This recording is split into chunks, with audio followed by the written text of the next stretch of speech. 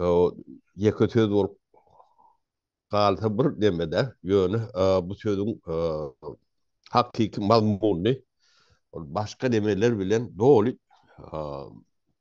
durmuşa halkyň agyna siňdirip berler-de. Türkmenistanda sineden bolsaňyz insanyň şahsiýeti bolmalydyr öýden pikirem galmandyr da. İnsanlar şahsiýetsiz bolmaly diýilen neme getirilipdir. Ne elementarny zatlary öz durmuşyňyzdan göz getirin.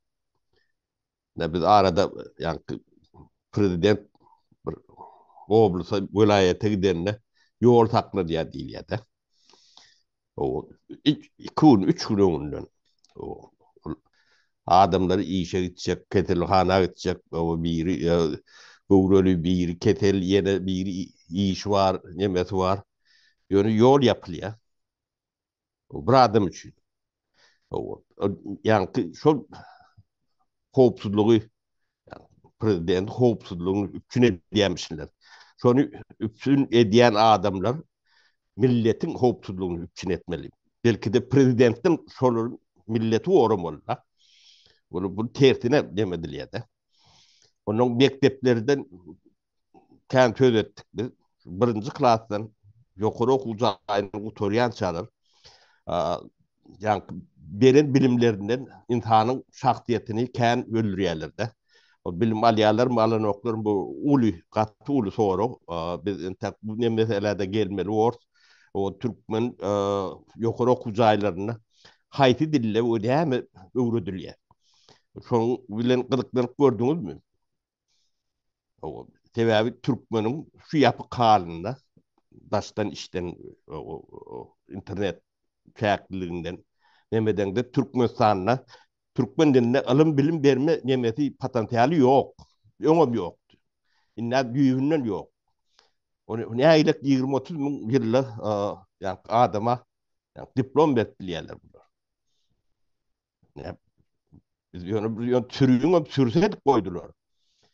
Çünkü Türkmenistan'da ne şahsiyetli adam mene satışım yok da.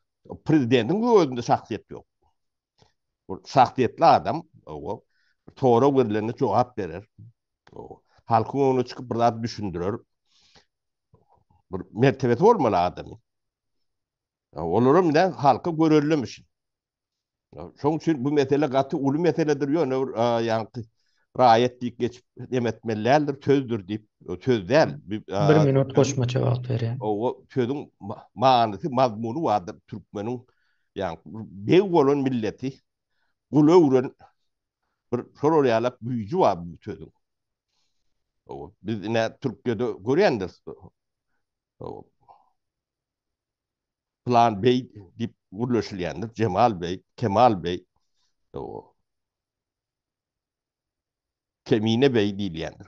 Beydir Türkmenler. Ýöne bey näde bular? Öwürdüler bular. Öýde elimiz bilen.